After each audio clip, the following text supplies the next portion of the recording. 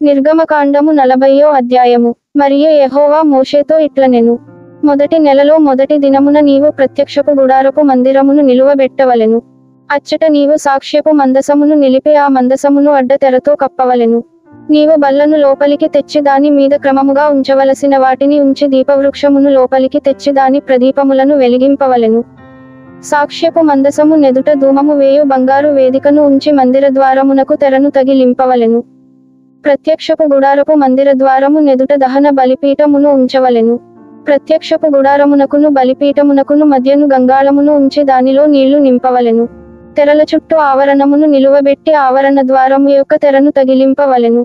మరియు నీవు అభిషేక తైలమును తీసుకొని మందిరమునకును దానిలోని సమస్తమునకును అభిషేకము చేసి దానిని దాని ఉపకరణములన్నిటిని ప్రతిష్ఠింపవలెను, అప్పుడు అది పరిశుద్ధమగును.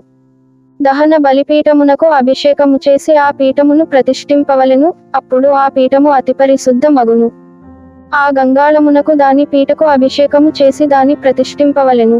మరియు నీవు అహరోనును అతని కుమారులను ప్రత్యక్షపు గుడారము యొక్క ద్వారము నొద్దకు తోడుకొని వచ్చి వారిని నీళ్లతో స్నానము చేయించి, అహరోను నాకు యాజకుడగునట్లు అతనికి ప్రతిష్ఠిత వస్త్రములను ధరింపచేసి అతనికి అభిషేకము చేసి అతని ప్రతిష్ఠింపవలెను. మరియు నీవు అతని కుమారులను తోడుకొని వచ్చి వారికి చొక్కాయిలను తొడిగించి, వారు నాకు యాజకులగుటకై నీవు వారి తండ్రికి అభిషేకము చేసినట్లు వారికిని అభిషేకము చేయుము. వారి అభిషేకము తరతరములకు వారికి నిత్యమైన యాజకత్వ సూచనగా ఉండుననెను. మోషే ఆ ప్రకారము చేసెను. యెహోవా అతనికి ఆజ్ఞాపించిన వాటినన్నిటిని చేసెను, అలాగుననే చేసెను. 2వ సంవత్సరమున మొదటి నెలలో మొదటి దినమున మందిరము నిలువబెట్టబడెను. యెహోవా మోషేకు ఆజ్ఞాపించినట్లు మోషే మందిరమును నిలువబెట్టి దాని దిమ్మలను వేసి దాని పలకలను నిలువబెట్టి దాని పెండె బద్దలను చొనిపి దాని స్తంభములను నిలువబెట్టి మందిరము మీద గుడారమును పరచి దాని పైని గుడారపు కప్పును వేసెను. మరియు యెహోవా మోషేకు ఆజ్ఞాపించినట్లు అతడు శాసనములను తీసుకొని మందసములో ఉంచి మందసమునకు మోతకర్రలను దూర్చి దాని మీద కరుణాపీఠము నుంచెను. మందిరములోనికి మందసమును తెచ్చి కప్పు తెరను వేసి సాక్ష్యపు మందసమును కప్పెను.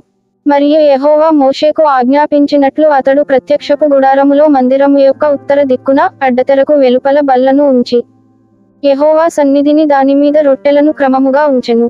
మరియు యెహోవా మోషేకు ఆజ్ఞాపించినట్లు అతడు ప్రత్యక్షపు గుడారములో మందిరమునకు దక్షిణ దిక్కున బల్ల ఎదుట దీపవృక్షమును ఉంచి యెహోవా సన్నిధిని ప్రదీపములను వెలిగించెను. మరియు యెహోవా మోషేకు ఆజ్ఞాపించినట్లు అతడు ప్రత్యక్షపు గుడారములో అడ్డ తెర ఎదుట బంగారు ధూపవేదికను ఉంచి దాని మీద పరిమళ ద్రవ్యములను ధూపము వేసెను. మరియు యెహోవా మోషేకు ఆజ్ఞాపించినట్లు అతడు మందిర ద్వారమునకు తెరను వేసెను. అతడు ప్రత్యక్షపు గుడారపు మందిరపు ద్వారము నొద్ద దహనబలి పీఠమును ఉంచి దానిమీద దహనబలి నర్పించి నైవేద్యమును సమర్పించెను. మరియు యెహోవా మోషేకు ఆజ్ఞాపించినట్లు అతడు ప్రత్యక్షపు గుడారమునకును బలిపీఠమునకును మధ్య గంగాళమును ఉంచి ప్రక్షాళన కొరకు దానిలో నీళ్లు పోసెను.